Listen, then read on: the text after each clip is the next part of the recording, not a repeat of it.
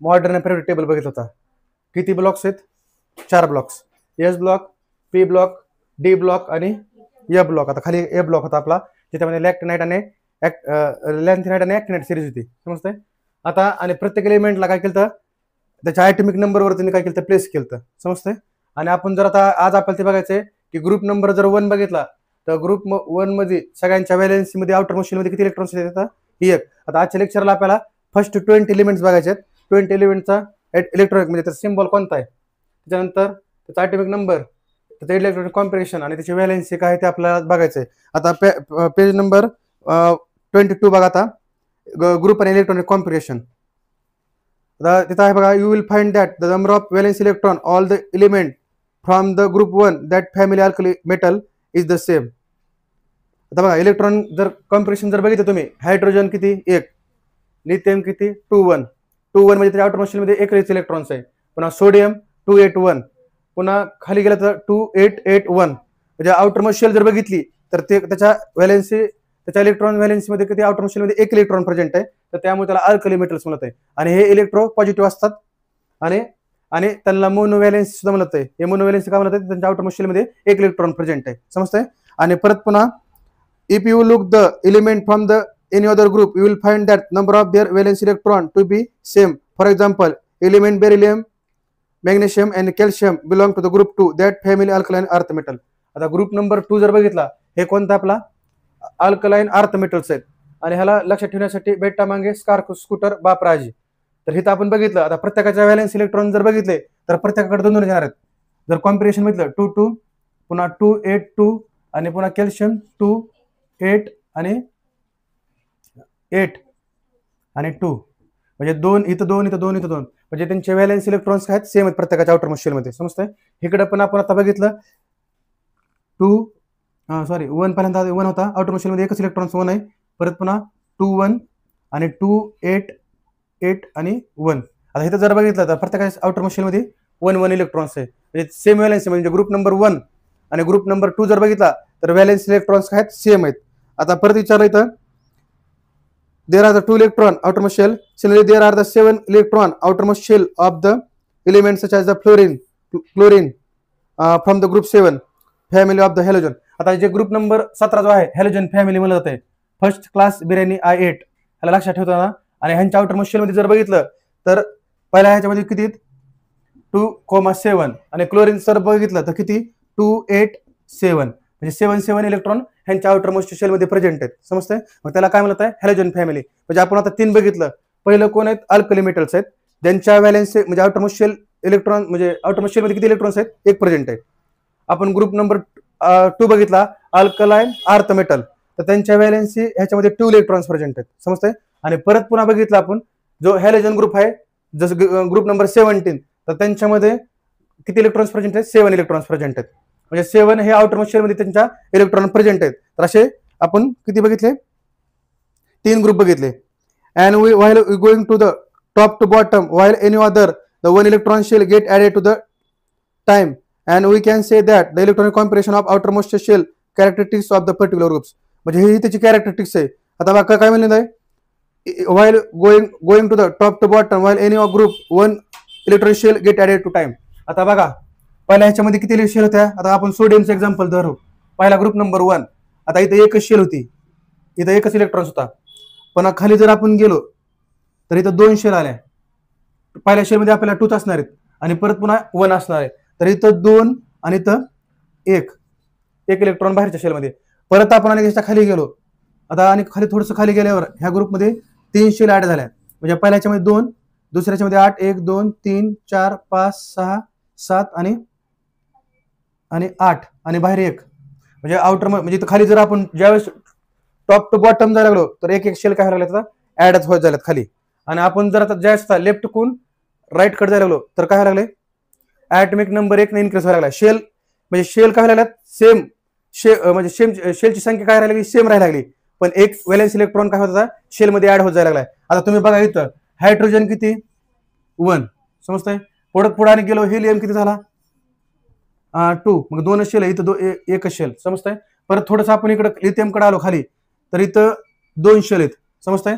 तर इथं 1 इथं 2 आणि इथं 1. परत आपण पुढे बेरिलियम कडे गेलो, शेल तेवढ्यात राहिल्यात. म्हणजे असं जर गेलात तर शेल फक्त इथं ऍड होत गेली एक, म्हणजे शेलची संख्या सेम झाली.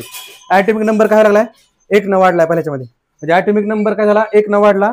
दुसऱ्या ह्याच्यामध्ये काय लागलाय, ज्यावेळेस तुम्ही लेफ्ट कडून राईट कडे जायला लागलाय तर ऍटॉमिक नंबर 1 न वाढलाय आणि शेल काय लागला, सेम राहिला. आता ग्रुप नंबर 2 मध्ये बघितलं तर शेलची संख्या काय लागली, सेम आहे, पण valence electron outermost shell मध्ये 1 वाढत जायला लागलाय. आता इथं बघा 2, इथं पहिल्या लिथियम 3 झाले, पुन्हा इथं 2 आणि इथं 4. परत आपण शेल बघा, शेलची संख्या वाढली का, लेफ्ट कोण राईट करताना शेलची संख्या वाढणार नाही, फक्त 1 इलेक्ट्रॉन ऍड होत झालाय. इथं 2, 1 2 आणि 3. परत आणि थोडं पुढे गेलो, शेल 2च आहेत, 1 2 आणि 4. कार्बन इथं 4 आले, 4 इलेक्ट्रॉन आले कार्बनच्या आउटर मोस्ट शेल मध्ये. म्हणजे आपण काय लागलंय, ज्यावेळेस आपण लेफ्ट कोण राईट कडे जायला लागलोय तर काय लागलंय, शेलची संख्या काय राहिली, सेम राहिली, पण valence electron outermost shell मध्ये 1 न वाढत जायला लागलाय. आणि ज्यावेळेस आपण डाऊन द ग्रुप जायला लागलोय तर त्यावेळेस valence electron outermost shell मध्ये सेम राहिले, पण त्यांची शेल इन्क्रीज होत जायला लागल्यात. समजतंय, म्हणजे एक शेल ऍड काय लागले, ऍड होत जायला लागल्यात. तर हा डिफरन्स येतं ह्या टेबल. त्याचा हायड्रोजन पहिला, त्याचा ऍटॉमिक नंबर किती, 1 आहे.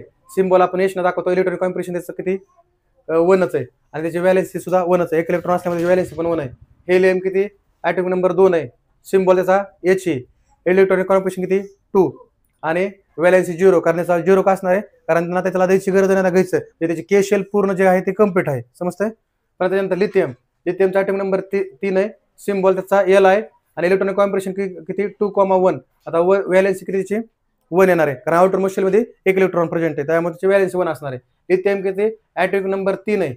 त्याच्या झाला बेरिलियमचा किती, ऍटॉमिक नंबर 4, सिम्बॉल बी आणि इलेक्ट्रॉनिक कॉम्प्रेशन 2,2 आणि व्हॅलेन्सी किती असणार त्याची 2च असणार आहे. समजतंय. आउटर मोस्ट शेल मध्ये 2 इलेक्ट्रॉन्स आहेत.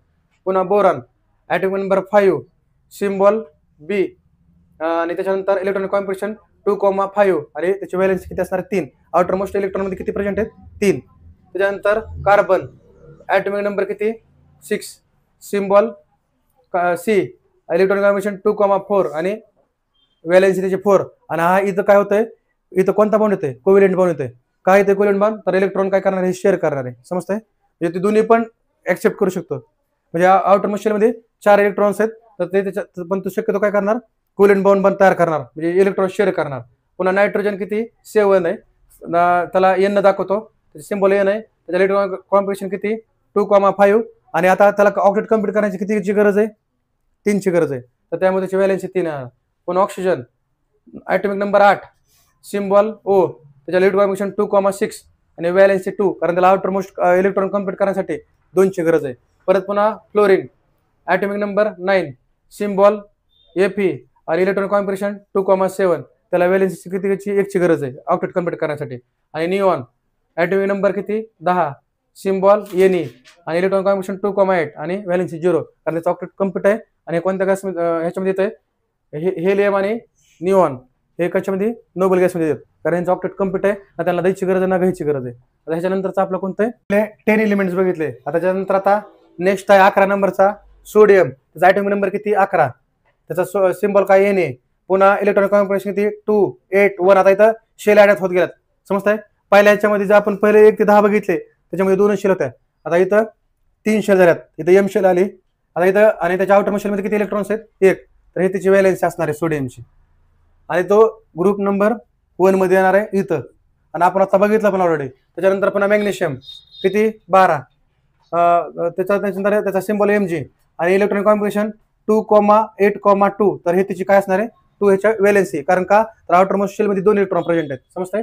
पण ॲल्युमिनियम 13, त्याचा सिम्बॉल एल, इलेक्ट्रॉनिक कॉम्प्रेशन किती 2,8,3, 3 काय त्याची व्हॅलेन्सी. समजतंय. आउटर मोस्ट शेल मध्ये किती इलेक्ट्रॉन्स आहेत, 3, तर 3 त्याची व्हॅलेन्सी असणार आहे. समजतंय. त्याच्यानंतर पुन्हा silicon 14, symbol S I, electronic compression 2,8,4, तर 4 ची व्हॅलेन्सी असणार आहे. आउटर मोस्ट शेल मध्ये किती इलेक्ट्रॉन्स आहेत, 4. समजतंय. आता इथून पुढे बदलतंय बघा, फॉस्फरस ऍटॉमिक नंबर किती, 15, सिम्बॉल कोणता आहे, पी आणि इलेक्ट्रॉनिक कॉम्प्रेशन 2,8,5. आता 5 आहे त्याच्या आउटर मोस्ट शेल मध्ये इलेक्ट्रॉन प्रेझेंट आहेत, तर त्याला कितीची गरज आहे, 3ची गरज आहे, तर त्यामुळे व्हॅलेन्सी असणार 3. म्हणजे ऑक्टेट कम्प्लीट करण्यासाठी त्याला 3 दुसरे कोण गेले होते, ते 5 तर देऊ शकत नाही दुसऱ्याला, 3 दुसरे कोण घेऊ शकते, तर त्यामुळे त्याची 3 ही व्हॅलेन्सी असणार आहे. आणि पुन्हा सल्फर किती 16, त्याचा सिम्बॉल एस न दाखवतो, 2,8,6 आणि 6 आउटरमोस्ट शेलमध्ये 6 इलेक्ट्रॉन प्रेझेंट आहेत, पण त्याला ऑक्टेट कम्प्लीट करायची कितीची गरज आहे? 2ची. तर त्यामध्ये त्याची व्हॅलेन्सी 2 असणार आहे. परत पुन्हा आहे क्लोरीन, ॲटॉमिक नंबर किती? 17. त्याच्यानंतर सिम्बॉल Cl आणि इलेक्ट्रॉनिक कॉन्फिगरेशन 2,8,7 आणि 7 म्हणजे त्याला आउटरमोस्ट शेलमध्ये 7. आता आपण बघितला होता हॅलोजन फॅमिली ती, आणि त्याच्या आउटरमोस्ट शेलमध्ये 7 इलेक्ट्रॉन्स आहेत. तर आणि त्याला कितीची गरज आहे? 1ची गरज आहे. तर त्यामुळे त्याला व्हॅलेन्सी काय असणार? त्याची 1 असणार आहे. परत पुन्हा ऑर्गॉन, आता तिचा ॲटॉमिक नंबर किती? 18. पुन्हा सिम्बॉल कोणता आहे? Ar. Electronic configuration 2,8,8. आता इथं व्हॅलेन्सी काय असणार आहे? 0 असणार आहे. का असणार आहे? तर त्याचं ऑक्टेट ऑलरेडी कम्प्लीट आहे.